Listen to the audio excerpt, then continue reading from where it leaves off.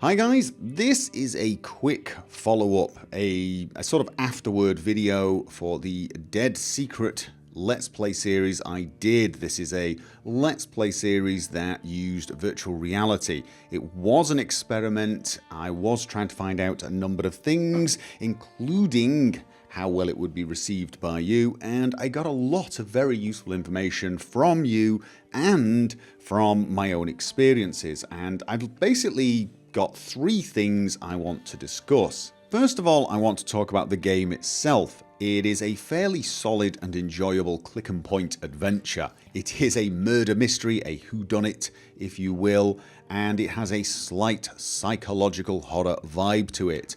Beyond that, it's not really that radical a game. It's fairly basic. You just run around collecting clues, solving some fairly basic puzzles, and trying to figure out who the murderer was. In that regards, it was just what I would call a fairly good game. However, the virtual reality aspect of this game did make a noticeable difference. I found myself far more tense than I would be had it been a 2D game, and I did get a little, shocked, even scared at times, over things that I probably wouldn't have gotten scared over if it had been a non-virtual reality game. Little things like turning around and finding a person with a mask 2 or 3 inches from your face is far more disconcerting in virtual reality than it would be without it. I can also tell you the way they handled the virtual reality was really well done. I felt no noticeable nausea at all, no motion sickness.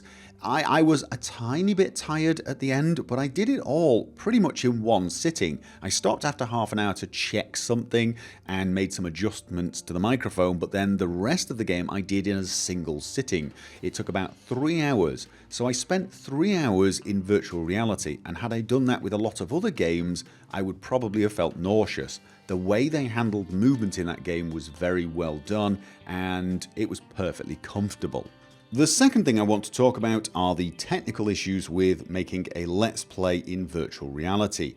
I normally record via hardware, which has a lot of advantages for performance, and that probably would be useful for virtual reality. But in this case, I did software recording because it was easier for an initial Let's Play. I have figured out how to record with the hardware solution pretty well. If I was to do another Let's Play with virtual reality, I would almost certainly do it that way.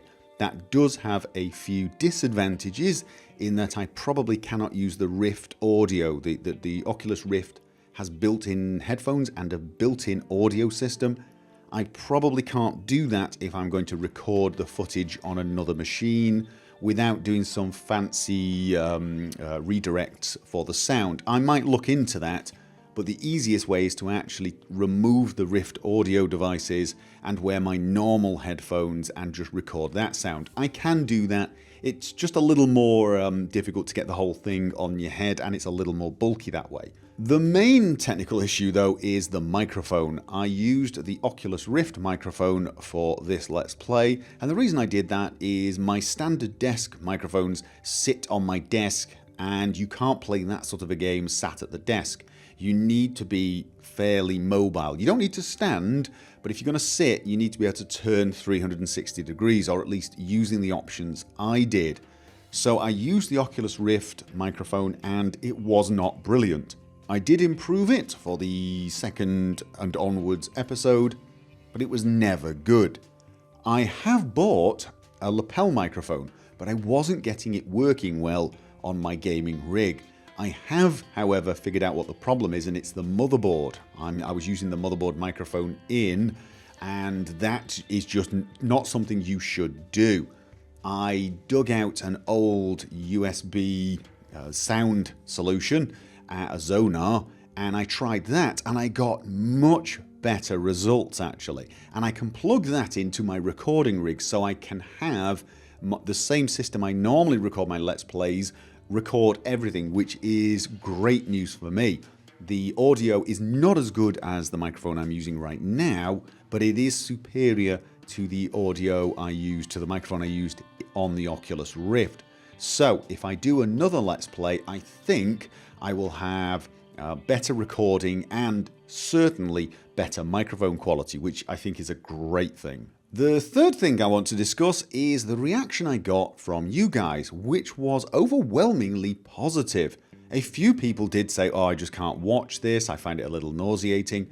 But overall, most people said they didn't have much trouble in watching this. They said they noticed the shaky camera, but they began to forget it after a while, and that in some ways it almost added something to the experience. The feeling, the constant reminder that I was in virtual reality made it more, well, amusing for them, because they knew I was seeing this. They could almost picture me in that world being far more stressed than I otherwise would be. People didn't even seem to mind the terrible audio, although I suspect they will be happy to find out that I have managed to fix it and find a better solution. But overall, it went down pretty well. I don't think it's a sort of Let's Play that could ever replace my main Let's Plays, in case you're worried that I'm suddenly going to stop doing the big games and only focus on small VR titles. But for occasional small Let's Plays, I think generally this was received pretty positively, and I may try a few others if I think the game is the sort of thing people will watch. I am thinking of trying a VR run through of Resident Evil. I will have to find out what the controls are like and, you know, how that would work, because it's a very different thing to be stood in an open space and rotating around on a swivel stool, or standing and rotating, than it is to be sat at your desk. I imagine if I was to do VR in Resident Evil 7, I would probably have to use the controller so that I could stay away from the desk, and I've no idea how well I would do playing a game like that with a controller. I would probably do epically badly. I am willing to give it a shot. There were a few complaints about the black bar on the right hand side, although most people seem to forget its existence after a few minutes. That sort of thing is probably unavoidable in a virtual reality Let's Play. It is going to always record just one eye, and that's just because of the way virtual reality works. The image that gets sent to the Oculus, well, there's two of them, one for each eye, and they get distorted so that they look right through the lenses. What you see in the Let's Play is actually what is on the gaming rig, what is on my normal monitor. I'm just recording what the game shows on the screen, and what it tends to show, usually in most games, is what is visible to the left eye without any distortion, which does make it viewable. This also means you will see more on the left than on the right. The only two options you've got for fixing that is to either center the screen somewhat so it looks more even, but then the center, the thing I'm looking at, will not be at the center of your screen, and that could cause you a lot of discomfort. I will be heading towards something, but on your screen it will kind of look like I'm heading off to the side of it and yet never quite doing it. It really does not work when I do that. The other alternative, and this does work, the other alternative is to zoom in to the point where that black bar has disappeared.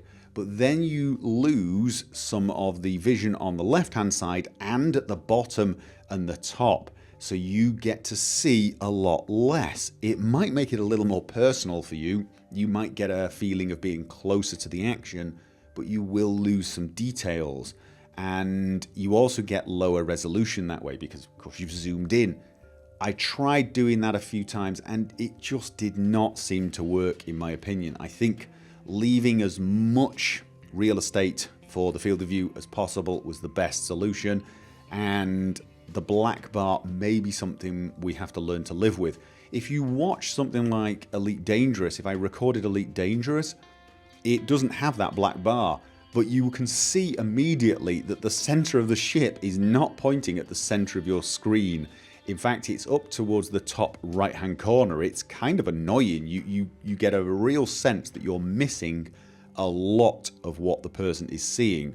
At least with this game, with this Let's Play, you saw everything my left hand eye saw, which I think is it's sort of like the best middle ground. Overall, for an experimental Let's Play, I think it was a great success. It seemed to go down very well. I'm glad I did it. I learned quite a lot about recording these sort of Let's Plays, and I learned a lot about how the audience would receive it. So it is something I am going to consider doing in the future.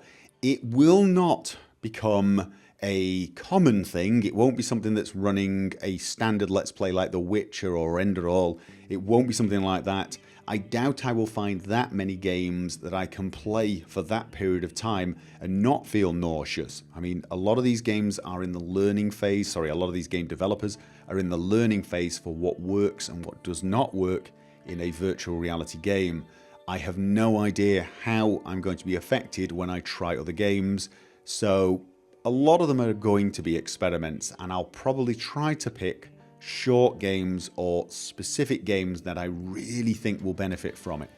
But you might find I try something like Resident Evil 7, try the VR, do an hour episode and feel so nauseous I can't play the game again for a week and a half, because it can knock you so nauseous that even the next day you feel like you've got a hangover. If that's the case, I'll probably just not do a VR playthrough of it and switch to a normal playthrough. But this particular playthrough has given me hope that there is some place for virtual reality on my channel. We will just have to see how much and how often.